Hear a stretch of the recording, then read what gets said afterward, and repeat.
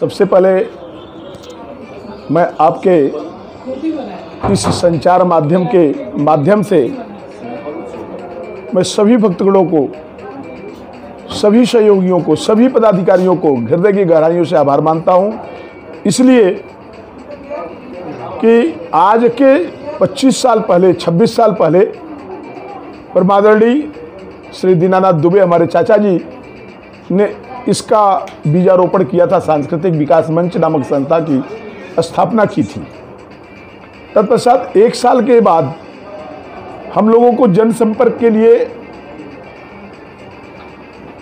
ऐसे कर रहे थे, ये हुआ कि मास प्राण का पाठ क्यों न किया जाए, जिससे भगवान का चर्चा भी होगा, पाठ भी होगा, संस्कार भी बच्चों को मिलेगा, आचार विचार संस्कार से प्रेरित होंगे और हर घर में कुछ न कुछ भक्ति मिलेगी।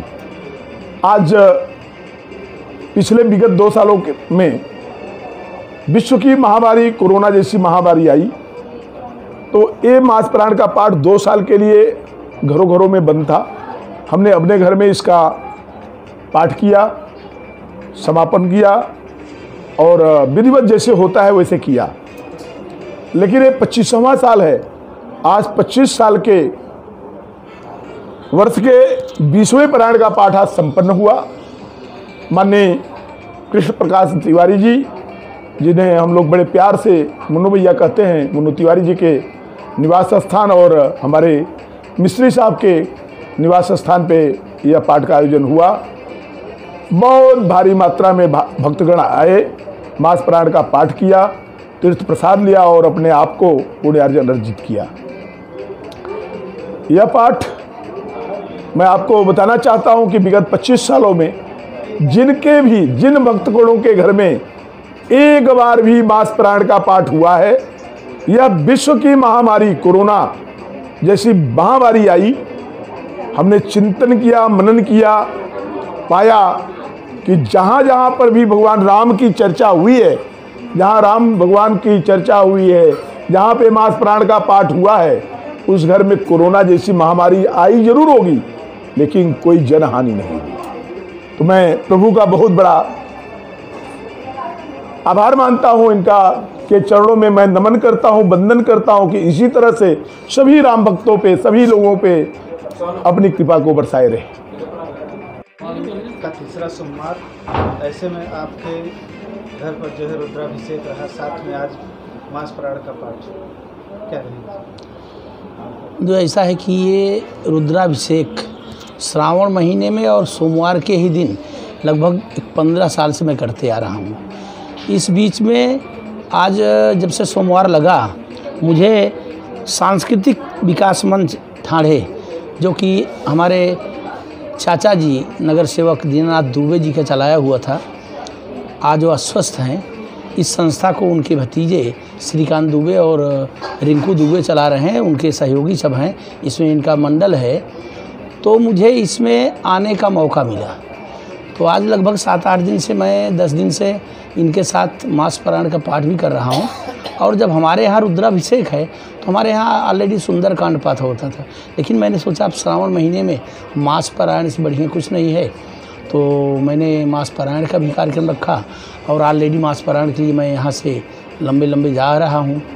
तो मेरी इच्छा थी कि मास पारायण के लोग हमारे घर पे आएँ और उनसे हमारा लगाव बढ़े, आने वाले समय में यह संस्था और अच्छे ढंग से चले, जिसकी वजह से मैंने मास पारायण कराया। और रुद्राभिषेक तो हमारा लगभग नियम से 15 साल से चला आ रहा है। मैं इस कार्यक्रम को सफल बनाने के लिए पहली चीज़ तो जितना मुझसे हो सकेगा मैं कार्य करूंगा, और लोगों से मैं आह्वान करता हूं कि इस सांस्कृतिक विकास मंच को आप लोग इतने ऊंचाइयों पर ले जाएं कि थाना में ऐसा लगे कि हाँ, मास पारायण किस तरीके से चलाना चाहिए, कैसे चलना चाहिए।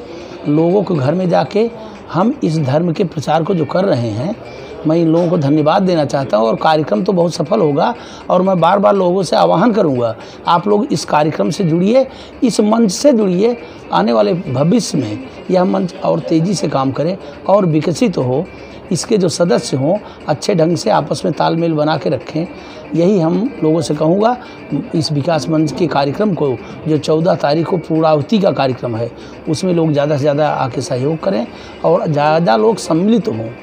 यह कार्यक्रम किसी एक का नहीं रह गया है, ये सामाजिक कार्यक्रम है और लोगों को इसमें जुड़ना चाहिए। मेरी इच्छा है और लोग जुड़ेंगे। सभी जो हमारे इष्ट मित्र सहयोगी हैं, जहाँ तक मैं पहुँचा हूँ, लोगों से आह्वान करता हूँ कि आप 14 तारीख के इस कार्यक्रम में किशन नगर नंबर 3 महानगर पालिका स्कूल में आप लोग समय से आएँ और महाप्रसाद लें और मनोरंजन करें, साथ में इस मंच के लिए सहयोग करें। मैं लोगों से कहता हूँ, अपने परिचित अपने लोगों से तो कह ही रहा हूँ, मैं और समाज के जो वरिष्ठ हैं, अग्रणी हैं, उनसे भी अनुरोध करूँगा कि आप भी इसमें हाथ लगाएं और अपना भी योगदान दें। ये मेरी इच्छा है।